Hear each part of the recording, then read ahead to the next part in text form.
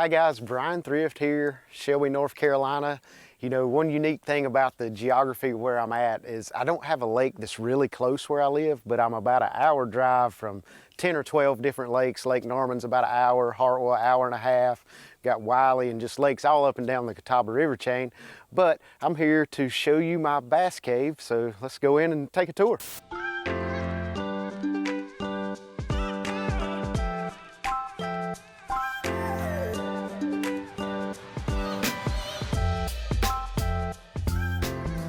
So here we are inside. The building is actually a 40 by 60, and I built it what I thought was gonna be big enough, but it turns out I wish I'd have built it a little bit bigger.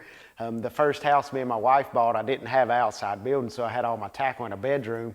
And I'm thinking, oh, 40 by 60, it's all gonna fit if I made it fit in a little bedroom. Well, that was 5 or 6 years ago. And now I have a 40 by 60 shop absolutely full of stuff. So let's start the tour.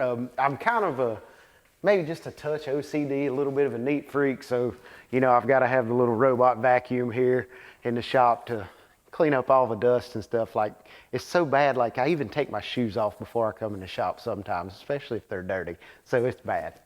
But I've got my Ranger 520R in here, and you can see I've got plenty of room to walk around the front of it, around the back of it. Got everything rigged up, 12-foot garage doors, so it's easy to hook up and get out the door. And we'll go through a tour of the tackle now. It's kind of a collection of junk, but it's somewhat organized. Let me start out with that. So the first thing we've got here is, like, I've got boxes to store stuff in for the future. I've got tools and all that stuff in here, and then just a random assortment of stuff. Got extra reels up here, and I've got to have my Humminbird products, of course. And get on through some soft plastics. I don't know how to explain everything, because in my mind everything's organized, but it kind of doesn't look organized. Like in my cabinets here, I've got all my Revo reels and stuff like that. This is absolutely one of my favorite reels here, this little Revo MGX Extreme, which we got the new Xenons out this year, so I'm looking forward to getting my hands on those. I got those on backup, on standby, ready to rock. And just, it's amazing at all the tackle and how organized, how much time I spend down here. So this is all extra Damiki baits. And one of my favorite crankbaits, the Damiki DC 300, the little smallmouth killer. I've got them kind of coded by colors. So I've got real shad, mossback, got my, what color is it? Mossback Moor, soft shell, bluegill, IU, all down through there. I've got the Damiki trimmers on the bottom here, and a little bit of extra stuff. Got a Rambler laying around. And then up top, let's see what we have. We've got backdrop spoons. We've got the Damiki Axe Blade, one of the best blade baits on the market as far as the tail spinner goes. So the check there, we'll get to my trophy room here in a little bit, but I haven't got room to put it in there yet. That was my last Angler of the Year title that I won in 2017 with FLW Tour, and won a boat from Ranger, a brand new Z518. So coming on down, we've got soft plastics down here on these bottom shelves. Pretty much from here over is soft plastics on the bottom, hard baits on the top in the cabinets. I've got a few more soft baits and random assortment of things up there. And back here, we've got other type baits like spinner baits. Let's see, big blade chatter baits, got to have a bunch of those. So got those all stacked up under there, somewhat organized. But just a lot of tackle. It's amazing how much tackle you can accumulate over a lifetime of bass fishing. And I'm the type of person that once I catch a fish on something, I want to have a lot of it, because there may be a scenario where I run into that situation again and I need more of it. And you know, there for a while, it seemed like every time I would get on a bait or a technique, they would quit making that product. Like, it might be an old crankbait or something like that, and they discontinue it, so I just buy a bunch of them so I know I would never run out. And we got a lot of that going on in the shop here. Come on down, we got more hard baits, all kind of things, just an assortment of swim baits up through here. Random assortment of stuff. Here's a tub, we'll show you. This is my stinger box. So let's get this out and look in here. So this is a whole tub of Damiki stingers. And one thing I like to do is they come in packages of 6 packs, and there's 10 baits in each package. But I use so many stingers that I take them out and dump them all in Ziploc bags and double bag them so no moisture or water gets to them, so I can carry a lot with me in a smaller package. So that's probably 10 or 15 packs of black and red flake stingers right there. And all that goes in the boat with me everywhere I go. So scroll on down through here.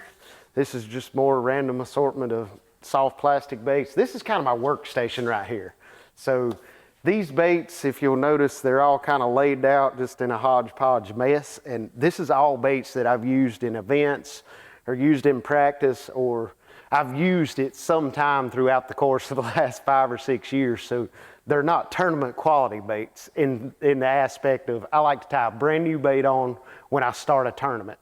So these are baits that I'll use in practice or things like that, fun fishing around the house, because I don't want to throw them away and waste them, because there's nothing wrong with them. They still catch fish, but like it may be the hook points rolled over a little bit. Like I've just got a mass assortment of different styles of hooks there.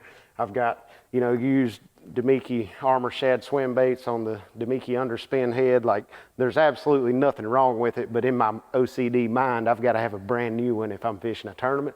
So they lay there for practice, and if that's a technique I'm going to use in practice, I'll tie that bait on for practice, and then come tournament time, I'll tie a brand new bait on. And this is kind of my workstation where I tinker with baits. I'm all the time tinkering and trying to figure things out. Here's one little thing, one little cool little trick I'll show you with tinkering.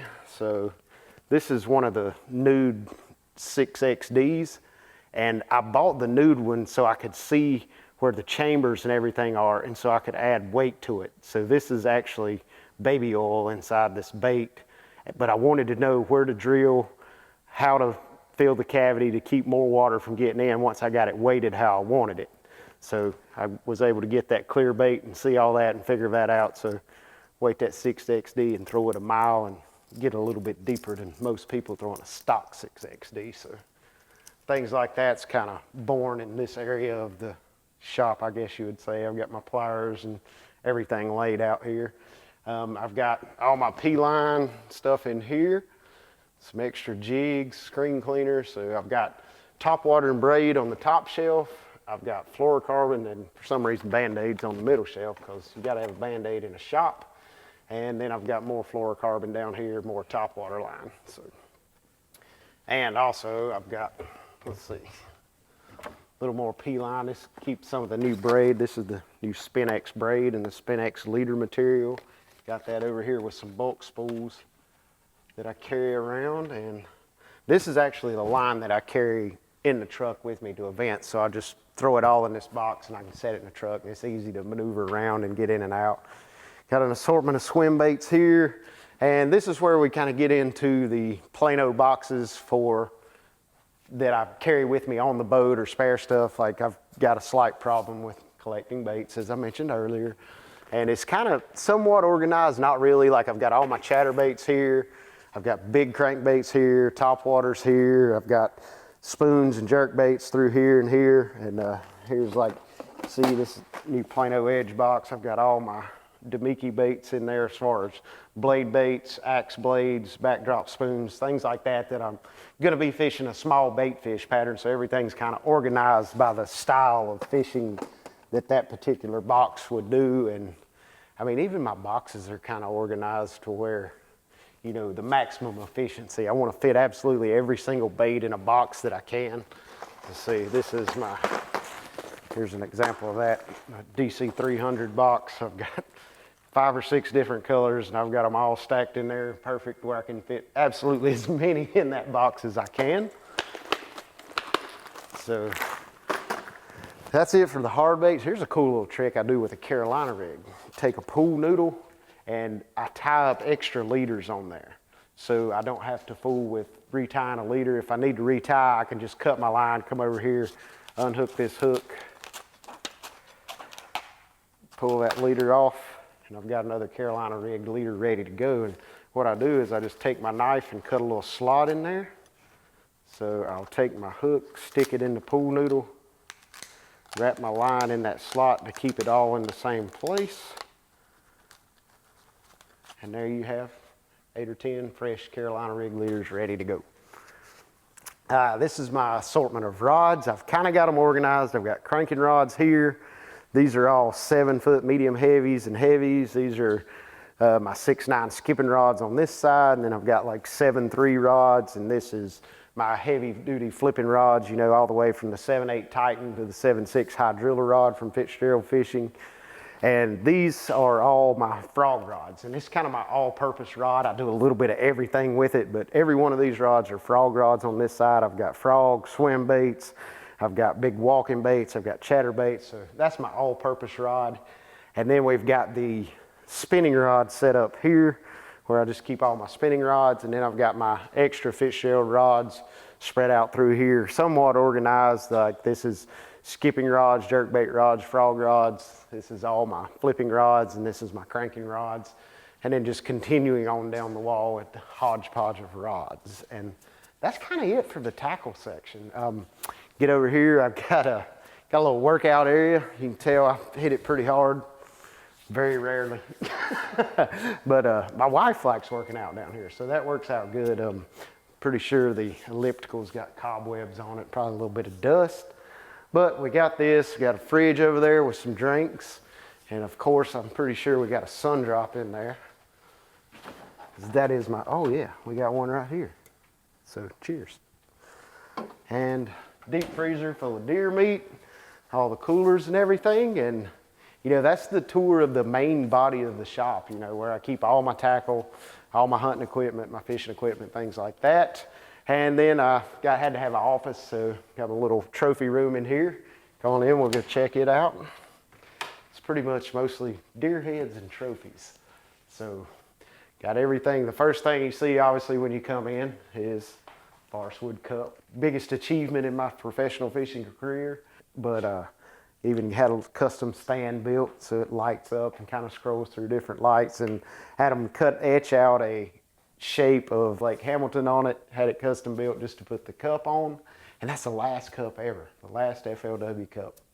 And then if you'll notice on the mantle, I've got all my other kind of crowning achievements in professional fishing, from my Angler of the Year, Rookie of the Year, all my first place trophies. I've got the TTBC that I won back in 2012 up there, kind of as centerpiece. And you know, one of the kind of the crowning aspects of this, and probably the smallest trophy I have up there, and that Stren Series champion trophy from Lake Okeechobee was kind of what I feel like got me started as a professional fisherman. That was the very first tournament I ever won as a pro on Lake Okeechobee in 2006, and kind of got my career rolling, and you know, introduced the chatterbait to the world. So we got that. We've got 2 trophies from Lake Norman, which that's where Red Crest is coming up this March. I'm looking forward to that. Beaver Lake, a lot of different trophies up there. And then the last FLW tournament I won was at Lake Cumberland in 2018 over there. And then we've got some EverStart championships and some Toyota Series, Costa Series tournaments that I won on the end. So all my first place trophies, and I've got all my other trophies from, you know, top 10s, big bass, things like that, just kind of in a little corner cabinet there. And then we've got deer and bass on the wall. So this was the very first bass I ever caught, and the only bass I've caught that weighed over 10 pounds. And I think it weighed over 10 pounds because I caught it when I was 17 out of a farm pond in North Carolina, and I weighed it on my grandpa's old vegetable scales. They said it weighed 10.7. So that's what I claim it to be, and if you want to dispute that, I don't care, because in my mind that bass weighs 10.7 because that's what Grandpa's vegetable scales said. Then obviously got the bait I caught it on, hanging right here in its mouth, the old original chatterbait. So chatterbait is not only responsible for my professional career as a fisherman, but also for the biggest bass I've ever caught in my life. So we've got that going. A lot of deer heads on the wall, and the cool thing about most of these deer heads is I killed most of them in the backyard, except for this big guy here I killed at my buddy's place in Alabama.